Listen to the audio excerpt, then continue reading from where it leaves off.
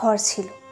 আসলে আমাদের মেয়েদের প্রত্যেকের একটা ঘর থাকে, কিন্তু ছোট থেকে তাকে শেখানো হয় এই ঘরটা স্থায়ী ঘর নয়। ছোটবেলায় সেই ঘরটাতে আমরা মিথ্যে মিথ্যে রান্নাবাটি খেলা করি, বর বউয়ের বিয়ে দিই পরম যত্নে, তারপর নিজের ছোট্ট পুতুলটাকে পরের বাড়ি পাঠিয়ে দিই, মিথ্যে হাপুস নয়নে কাঁদি। কি সুন্দর ছোট থেকেই আমরা সংসার সংসার খেলা করা শিখে যাই। কিন্তু জানেন, ওটাই আমাদের আসল খেলা ছিল। এখন সত্যিকারের সংসারে এসে সবাই মিথ্যে মন জুগিয়ে চলতে গিয়ে মনে হয় ওটাই আসল খেলা ছিল। এখন তো সবটাই নকল।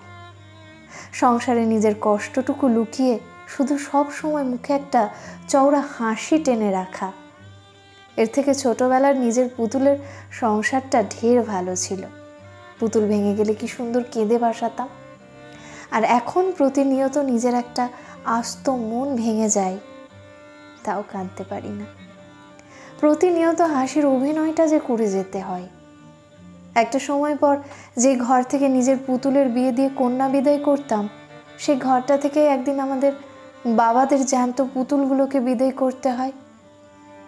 কি অদ্ভুত না? আসলে আমাদের মেয়েদের জীবনটাই তো ভীষণ অদ্ভুত।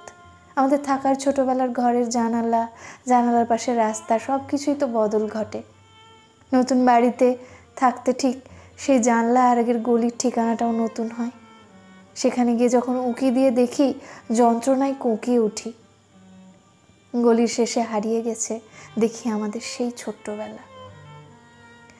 একটা মেয়েকে কখনো যদি জিজ্ঞেস করেন, তাহলে জানতে পারবেন যে বিয়ে ঠিক হওয়ার দিন থেকে তার মন কেমন করার গল্পের কথা। পাত্র যদি নিজের পছন্দের পুরুষ হয়, তবুও আমরা এক অজানা কষ্টে নিজের সাথে বয়ে নিয়ে চলি। আমরা বোঝাতে পারি না এতদিনের প্রেম যখন পরিণতি পাচ্ছে বিয়েতে, তাও আমাদের কেন এত কষ্ট হয়। আমাদের অনুভূতিগুলো কেমন যেন অচেনা হয়ে যায় নিজের কাছেই।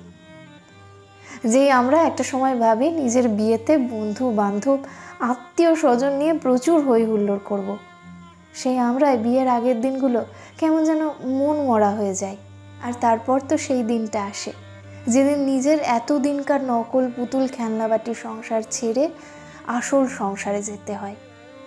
আমরা আমাদের ফেলে যাওয়া ঘরে যে যে জিনিসগুলো ফেলে যায়, সেগুলো হিসেব তো ছাড়ুন, আমাদের ফেলে যাওয়া স্মৃতির বোঝার ভারী আপনারা বইতে পারবেন না। আমরা নিজের ঘরটায় ফেলে আসি আমাদের বহুদিনের পুরনো বিছানা, কোলবালিশ, একটা সযত্নে সাজানো আলনা, একটা পড়ার টেবিল, একটা জানলার পাশে বসার জায়গা যেখান থেকে নীল খোলা আকাশটা দেখা যেত, আরও কত কিছু। আর সর্বোপরি নিজের মতন করে থাকার অভ্যেসটাও সবে ছেড়ে আসতে হয় আমাদের। একটা মেয়ে যতই কাছে বিয়ে হোক না কেন, শ্বশুরবাড়ি আসার দিন তার এতদিনকার ঘরটাকে ছেড়ে দিয়ে নতুন বাড়ি যেতে যে কষ্টটা হয়, সেটা এক বাবার কন্যা বিদায়ের যন্ত্রণার সমান। এরপর আমরা নিজের ঘরে যাই ঠিকই, কিন্তু শুধুমাত্র কয়েকদিনের অতিথি হয়ে। খুব অদ্ভুত না? নিজের বাড়িতে নিজেই অতিথি হয়ে থেকে যাই আমরা। মাঝরাতে ঘুম ভেঙে গেলে আমাদের মেয়েদের আজও মনে হয় আমরা নিজের ঘরটাতেই শুয়ে আছি, কিন্তু একটু ধাতস্থ হয়ে বুঝতে পারি আমরা নতুন ঠিকানায় আছি। কোনোদিন কোনো মেয়ের কাছে শুনে দেখবেন এর যন্ত্রণাটা ঠিক কতটা। একসময় কোনো কোনো মেয়ের তো আবার নিজের ছেলেবেলার বাড়িটাও, পুরনো ঘরটাই আর থাকে না। সেই ঘরটার কত বদল ঘটে, আর আমরা মেয়েরা সেই বদলে যাওয়া ঘরের প্রতিটি কোণায় নিজের পুরনো স্মৃতি হাতড়ে বেড়াই। নিজেদের ঘরে এসে আমরা সবচেয়ে বেশি শান্তি পাই, কিন্তু নিজের ছেলেবেলার বদলে যাওয়া ঘর, নতুন বাড়িটায় কোথাও গিয়ে আমরা একটা সময় পর সে আত্মসুখটা আর খুঁজে পাই না।